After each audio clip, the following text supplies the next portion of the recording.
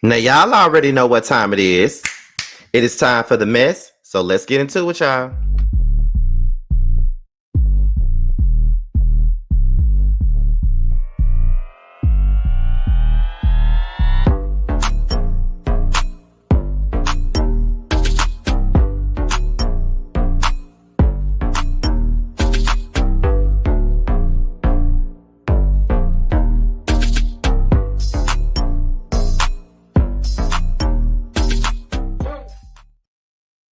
And what's going on, y'all? This be your boy, Scotty by Nature TV, and we're here for a brand new episode of Yes for the Mess, where we talk about celebrity gossip, hot topics, and all things reality TV based. I hope you guys are having a wonderful, wonderful Friday, and I intend on doing the exact same thing. What is going on, you guys? All right, all right, all right. Now, y'all know how we do. Before we get into anything that we're here to talk about, we're going to let you know what we got going on with the platform. Now, tomorrow is Saturday, which normally I will be doing Love and Marriage Huntsville. But Saturday night, Jamar and I will be attending Andario's birthday party on tomorrow night. So I won't be able to do the live tomorrow. However, Love and Marriage Huntsville will be done. My live will be done on Love and Marriage Huntsville on Sunday evening. Okay. The link will be available soon, probably sometime after this video comes out. But yes, this will be on Sunday evening. So make sure you tune in. Also on Sunday, it's the Real Housewives of Potomac. Make sure you tune in for this review, and it will be out right after the show. Okay, so be sure to tune in at 9:05 on Sunday, right after the show. And then on Monday, be on the lookout for my Married to Medicine live review. I'll be going live sometime on Monday before the Whether You Like It or Not panel, which we will be over on Sakina's platform on Monday. So make sure you guys tune in to all of those things. All right. So with that being said, that's pretty much all that we got for the church announcements right now. So we're going to go ahead and get into the mess, y'all. Now, let me let y'all know most of this stuff, if not all of this stuff, is all reality TV based because there ain't really nothing much going on right now in the blogs or whatever. So I said, you know what? There's some stories, that's reality TV based that we could discuss and talk about real quick. Okay. So the first story that I want to get into is rapper Gloss Up. Okay. Now, if you don't know who Gloss Up is Glorilla's best friend. She was featured on the song Shabuya, Shabuya, roll call. She was signed to Quality Control. She was recently dropping Quality Control, and she was also on BET Plus's reality show, The Impact ATL. But now, Gloss Up is joining the Baddies cast now, and there are people critiquing Gloss Up for joining the Baddies cast. Now, we're going to go ahead and get into what she got to say, and then after we get into what she got to say, we'll be back with my opinion. Let's get into it, y'all. Y'all, I never get on here and talk my motherfucking shit, but I'm finna get on here and talk my shit because y'all really got a bitch fucked up. First thing, motherfucking first, bitch, we not finna act like Zeus don't pay that motherfucking bag. Second, bitch, I'm motherfucking grown. How I'm gonna do what the fuck I wanna do? Like, bitch, is you cool? But nah, y'all, for real though, it's really like, have y'all ever heard of that saying? If you do it right, you can win forever. Bitch, this shit chestnut motherfucking checkers on my mama, and that's in summer voice. You bitches need to learn how to congratulate and keep it fucking pushing. But at the same time, I don't even need you bitches to congratulate me, ho. I'm finna be in motherfucking Brazil. Where you finna be? In Brazil with a bag, coming home to a bag. Is you cool? People really be mad at you for having motion and having some type of pull. Y'all, I never get on here and talk my motherfucking shit, but I'm finna get on here and talk my shit. Like, I be mad at me too. So make sure y'all tune in. If y'all want to go with me on this journey, follow my Snapchat.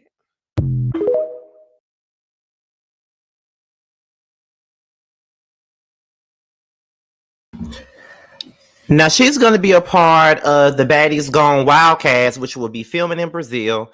It's going to be her, Janley's baby, and Relis GZ. I don't know who the hell those other two people are, but I damn sure know who the hell Gloss Up is. And I'm disappointed. Honestly, I am. I'm disappointed in Gloss Up joining Baddies. And I feel like whenever a rapper that is talented like she is has to join a show like Baddies, it's just pretty much the end. And no one is ever going to take her seriously joining a show like that. Gloss Up would have been better off going to Love and Hip Hop. cooking up a storyline on Love and Hip Hop and have us root for her, cheer her on over there instead of her going over here to a show like, Baddies and shit like that. And that's what I don't understand. I don't get it, but it's not my life. It ain't my career or nothing like that. I'm just saying I don't understand it. And I just feel like this, she talking about, people be hating on bitches that got motion. Okay, motion. So I feel like this. If you really had motion, Gloss, you wouldn't even be doing Baddies. I'm just being honest. Like you was shitting on Akbar because she, you signed, she not. She was featured on the Nicki Minaj record and she didn't really do nothing with the opportunity. But here you are doing some of the same shit she's doing. Now you're on Zeus, just like she is. And the reason why Akbar is on Zeus is because ain't nobody listening to her damn music. Don't nobody care if she ever puts out any records. And this doesn't take away from the fact that Akbar is talented as hell. Because let's be honest here, like I told you guys before, I knew of Akbar before she even brought her ass on Love and Hip Hop. She was on tour with K. Michelle in 2018. That's how I knew of her. When I came here for the Atlanta show that K. Michelle did, it was K. Michelle, and she had 2 opening acts. It was an R&B dude by the name of Damar Jackson and Akbar. And I had never heard of her before a day in my life, and she was really rocking that damn crowd. And when I saw that she was joining Love and Hip Hop Atlanta, I was like, okay, girl, join the show. I'm rooting for you. You know what I mean? But now you're on Baddies and you getting paid just to fight. It's just like, it was just the same way when I saw Bianca join Baddies. I'm like, why y'all joining this cheap ass, ratchet ass show? Like y'all got way more talent than that. And I don't think y'all should be doing that. But that's just me, whatever Gloss Up got to do to get her check, do it. All I can say is this: if you're gonna join Baddies, then make it worth your while. That's all I really got on that. But shout out to Gloss Up. I'm still gonna support her. Moving on, we got Mehgan James in the house, okay? And this, you could tell that this is an old picture of Mehgan because Mehgan looks nothing like this now. As a matter of fact, Mehgan looks so much better here before she started getting all those damn surgeries. But once again, it ain't up to me to be talking about her surgeries, honey. It ain't up to me. I don't need to be talking about nobody, okay? But anyway, Mehgan was doing an interview with this podcast, and she brought up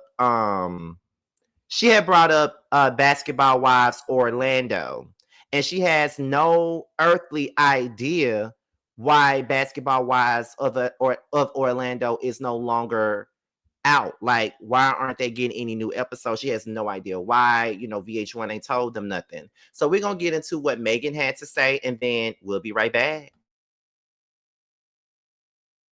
You brought up Basketball Wives Orlando.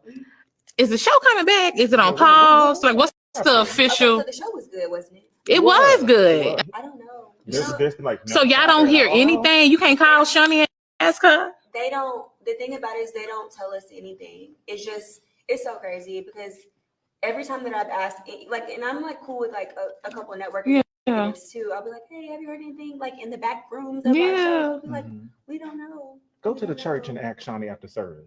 Yeah, go to the church. Shani, she's probably not even worried about it. Yeah. Like Shani's a very successful woman. Yeah. And it's just like, we were like a lot of these shows are trial and error. Mm-hmm. But I don't understand how ours came out to be error because everybody watched it. And I think it was something new and the women were younger. It was fresh. Yeah. You brought up. So that was Mehgan James. I'm going to say Megan Stallion. Mehgan James talking to this podcast when they asked her about Basketball Wives Orlando. And Mehgan had no answer for them because she doesn't know what's going on with Basketball Wives or Orlando at all. And Basketball Wives Orlando aired in 2023. That's when it first aired. It was their very first season. And I reviewed the show for the most part. But I will say that although for me, it got a little bit stale towards the end. I think I may have stopped reviewing the show towards the end. But I must say that they had a whole lot of potential. And I really think that VH1 should have given them the green light to do another show. But I will say this. when they said that they did not have no reunion, when I felt like they deserved one, because at the end of the day, there was a whole lot of things that went down on this show, off camera, on the social media, and every damn thing else.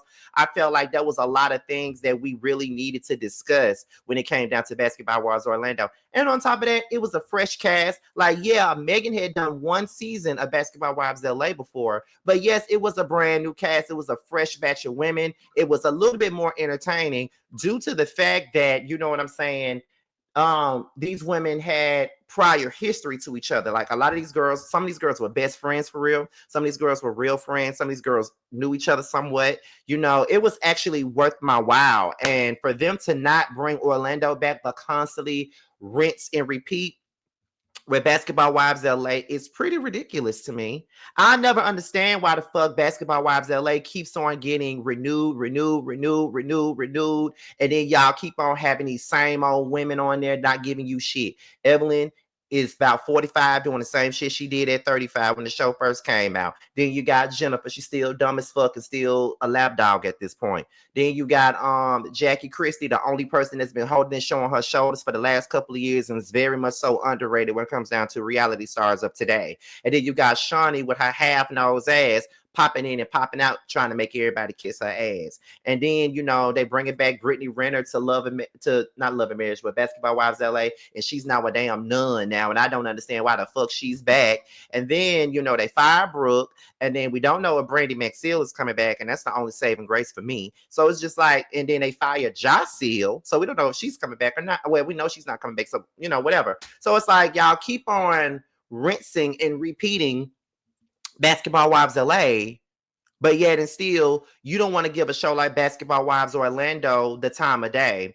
And then there was a whole lot of stuff that was going on. I remember there was a time where Tammy had tried to put together a cast for Basketball Wives Houston. And I don't know if y'all remember, but there was a girl named Ashley Walker that appeared on season 2 and 3 of Basketball Wives Miami. She was Royce's friend. And, you know, Jennifer confronted her about this dude named Rafer, and Rafer used to date her friend Laura or whatever. You know, she was on that show, and Tammy actually chose her to be on Basketball Wives Houston, and Tammy was going to have a producer credit because she brought the cast together, but that never came into fruition. And then there was a time where there was supposed to be Basketball Wives New York. Remember Sania? Sania was on Basketball Wives LA on season 6, but then Basketball Wives New York never came to fruition, and Sania was supposed to be the main girl on that damn show. And that show was supposed to come out in 2014. So it's just like, y'all want to keep on rinsing and repeating and don't want to give nobody else no chance. But yeah, y'all want to keep on throwing Jackie, Evelyn, and Jennifer in our face every other year.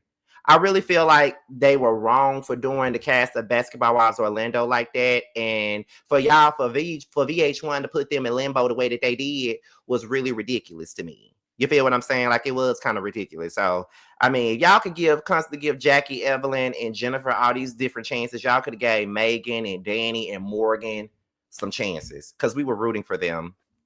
But whatever, moving on to the next topic, you guys. We got Wendy Osefo, honey, my girl Wendy. Now, Wendy did an interview with a local newscast in DC where they asked her about the reunion for Real Housewives of Potomac.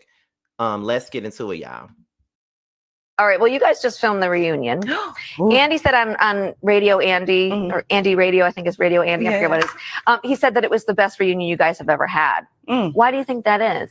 It was good. Was it? Why? Oh, it was so Karen good. wasn't even there, too. You know what? She wasn't there, but she was there. Yeah. Her presence was definitely felt. It was, you know, I've been on this show for 5 seasons. If it's not number 1, it's number 1A. Not even number 2. It's like 1A. Okay. Like it's right there. Like neck and neck. Oh, it's neck and neck. What was the best one? I think it will be tied with season 5. Okay. My first season when we all wore yellow. Okay. It was so juicy. It was so good. There were so many twists and turns. Things like were revealed unexpectedly. Maybe that's when Cynthia Erivo fell in love with you. So that was Wendy Osefo, and she was pretty much giving us the tea about what was going on with the season 9 reunion for the Real Housewives of Potomac. Now, Andy did say earlier this week, because you know they filmed the reunion last Thursday, Andy did say earlier this week that this was probably the best reunion since season 5. And that's a lot because season 5, in my opinion, is their best reunion yet. Season 5 is definitely Real Housewives of Potomac's best reunion. I don't know how any of y'all feel. That was the last reunion that Monique was at. That was when Monique had that binder and she was shaking up the table with Giselle and them. So I really do think that was the best reunion. However, they're saying that even though Karen wasn't there, they still delivered. Now, y'all know that sometimes these folks on Bravo, they would sit up here and they'll say, oh, the reunion was juicy. Oh, the reunion was damn good. It was good. They'll say that to the cows come home, honey. But baby, y'all lie to us and make us think that this shit was good. And then we all excited. You know, we all excited, like we tuning in and happy to see what y'all got going on. Like, oh my God, this is the shit. Oh my God, it's so exciting, blah, blah, blah. Like, we happy about it. But then when we finally tune in, it's like, girl, what is this? Like, girl, what is this? And what the hell are you talking about, girl? You know what I mean? So it's hard to believe, y'all, when y'all say that this is good. You know, it's hard for me to believe that because ain't nothing topping season 5 for me. You know, for a long time, Real Housewives of Atlanta's best reunion was season 4. Okay, that was their best reunion for a long time. But then season 9 showed up and kind of took its thunder. And even though season 10 wasn't their best season, their reunion was off the chain. So season 9 and season 10 is a close up for the best reunion for season for Real Housewives of Atlanta. So if Wendy Nim is saying that season 9's reunion is just as good or if not better than season 5, they better be telling the truth because I'm gonna be looking for the best. Okay, and that's all I really got on that. So shout out to Dr. Wendy. Y'all know that's my girl. Moving on to the next topic. Speaking of Housewives of Atlanta, we got some stuff going on with my girl Drew Sidor and that other girl, Phaedra Parks, honey. Now, Phaedra Parks did an interview with Page 6, and it was asking her about the Real Housewives of Atlanta. Now, let me let you guys know something. Let me let you guys know. Now, Real Housewives of Atlanta is slated to air in early March. That's what the T is in the internet streets, that it's slated to air in early March. So therefore, with the Housewives of Potomac filming their reunion just now, and so that means we got a few more episodes to go before it's over with. And then, you know, Phaedra doing her interview and stuff like that. So that means that the press for Real Housewives of Atlanta is about to start. We should be getting a teaser soon as well as a trailer soon. So, you know, the year just started. I know we all are bracing ourselves for Real Housewives of Atlanta. We're all ready for it and shit. You know, we all are. And I'm hoping that we get what we need, honey. I'm hoping so. But right about now, you know, we're just playing a waiting game. However, they asked Phaedra who is the biggest liar this season on the Real Housewives of Atlanta, and she said Drew. And not only did she say Drew responded to Phaedra. But we're going to get into what Phaedra said first, and then after that, we're going to get into what Drew said. And of course, you know, I got to give you guys my commentary. So let's get into it. Who is the biggest serial liar this season on the Real Housewives of Atlanta, in your opinion? It would have to be Drew Sidor.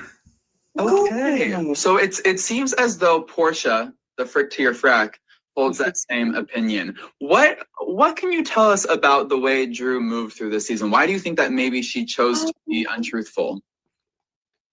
Well, I mean, I've never worked with Drew. I know her husband fairly well, but I've never had the pleasure of working with her. And I don't know if it was pleasurable at all. However, she was just forgettable. I mean, and the objective of any housewife is to be unforgettable. And I didn't see a lot of memorable moments. However, she will have one at the end. And that's what really made me suss her out as the serial liar.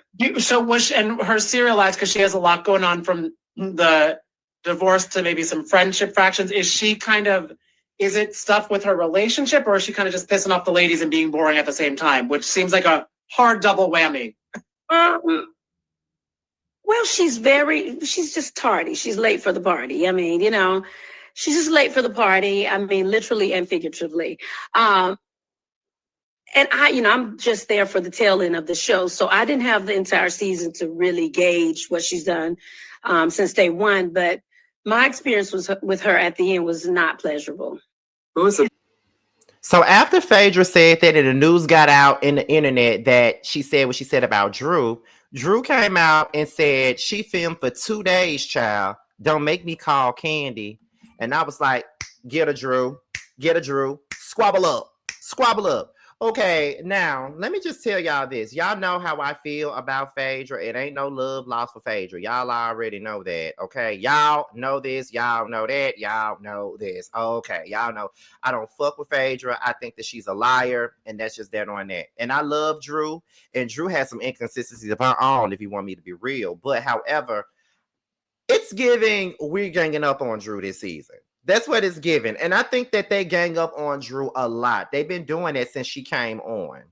Remember, she came on season 13 and LaToya was dragging her, Kenya was dragging her. Like, them two was pretty much ganging up on Drew for most of the time during season 13. And in season 14, Sonya was trying to gang up on Drew, Sheree ganging up on Drew, Marlo ganging up on Drew. Then season 15, you had Sonya, Marlo, Sheree, even Candy had some stuff going on with Drew. It just comes across like everybody gangs up on Drew, and I'm not for it. And even now, Portia done said some shit about Drew. Shamee done said some shit about Drew. Now Phaedra saying something about Drew, and it's like it's never really nothing positive. And I don't see exactly what the fuck Drew be doing for everybody to come at her like that. You know, they always come at Drew for everything. Anything she do, they come for her about it. And then when it comes down to Phaedra calling somebody a lie, that's like the pot calling the tea kettle a fucking sponge. That's all the fuck you do is lie. You started off your season 3, your very first season on this show, lying about your due date, lying about when you got married, lying about how you met Apollo, lying about Angela Staton. You lie about everything. Everything about you is a facade that's smoke and mirrors. That's just what it is. So you cannot sit up here and call nobody a motherfucking liar, and you definitely can't call nobody fake. You the definition of a fraud on this damn show. Like, you got fired for lying. So how the fuck you gonna call somebody a damn lie, Phaedra? But once again, her lily pads, because she is the frog that she is, her lily pads gonna get upset for me calling it out, but you know I don't care, right? Right. So she ain't got no right to be calling nobody a lie. And one more thing we got, and then we out of here, and that's something more with Phaedra Parks. Dr. Heavenly has been on Phaedra Parks' ass, honey. Okay, she has been on her ass, and she calling her out for a line about this check dealing with Dr. Jackie's charity. So we're about to go ahead and get into that. And then Phaedra came out with some receipts after that. And then Dr. Heavenly came out again and had some things to say. So let's get into it. Okay, y'all. So for whatever reason, the original post of Dr. Heavenly, when she was calling Phaedra out about it, the post ain't working. I don't know why it ain't working, but apparently it was basically heavily accusing her of owing $51,000. So Phaedra went on and posted this check, and it was dated for July the 8th. Damn, that's my mama's birthday. July the 8th, 2024. So that was her posting this check and things like that. So that's the check, that's the deposit, that's everything, right? And this is the post right here that Dr. Heavenly originally made, but it's not working. It's muted like hell. I don't know why it ain't working, y'all. So after Phaedra posted that, My checks will cash. after Phaedra posted that, that's when and let me see. Yeah, that still ain't working. Okay, after Phaedra posted My that, checks will cash. that's when Dr. Heavenly said that's still not the full amount, but thoughts. Dr. Heavenly said it was a month later. The $100,000 check she wrote was not good that night, but keep watching. I'm happy, because she finally got paid. Kudos to her for paying. Hashtag married to med, hashtag Dr. Heavenly, hashtag Team Daddy. Okay, so that's what Dr. Heavenly was saying. Let me see if this is the one that's gonna work. Yeah. There you go. The man said that Phaedra said just roll with it. This just for TV. Let's just roll with it. And that just shows you how she moves. Let's just do this for TV. So the man thinking, okay, I ain't really paying this $4,000, right? They ran his car for $4,000. Evidently, now I don't know this is fact, I'm just telling you what I think. He must not have been able to get back in contact with Phaedra because he called everybody damn else. How you gonna take the man money, tell him it's rolling with TV, but then when it's time for him to really recoup his money or whatever, he can't reach you because he called everybody else because you have the relationship with her. We don't know this man. We don't know him. So if you got a relationship, look like to me, he would have called you and said, hey, let me get my money back. but he didn't do that. I'm thinking he probably did, but you ain't get back with him. That's what I know. I don't know. But anyway, that just shows you how Phaedra moves. Evidently, I don't know what to believe on this because Phaedra is a liar, and I tend to go on the side that's not Phaedra's. But you know, Dr. Heavily ain't my favorite person either. But Phaedra is definitely a fucking liar. So we don't know what's gonna go down with that. But Toya commented in the comments and said the truth would set Phaedra free. So I'm guessing this shit that Phaedra putting out there is not true. I don't know, but it's looking like Phaedra has the upper hand because she posted a check. But I guess we'll get more into it as the season continues to go along. But it looks like the girls on Married to Medicine is not featuring Phaedra. Okay, so that's it. That's all we got for tonight. Be sure to be on the lookout because your boy is nominated for Boss Babe Award, Boss Babe Content Creator of the Year. Make sure you guys vote for me starting February the 1st. The link will be available soon, so make sure you guys do that. With that being said, y'all, I'm outie. Until the next video, I'll talk to you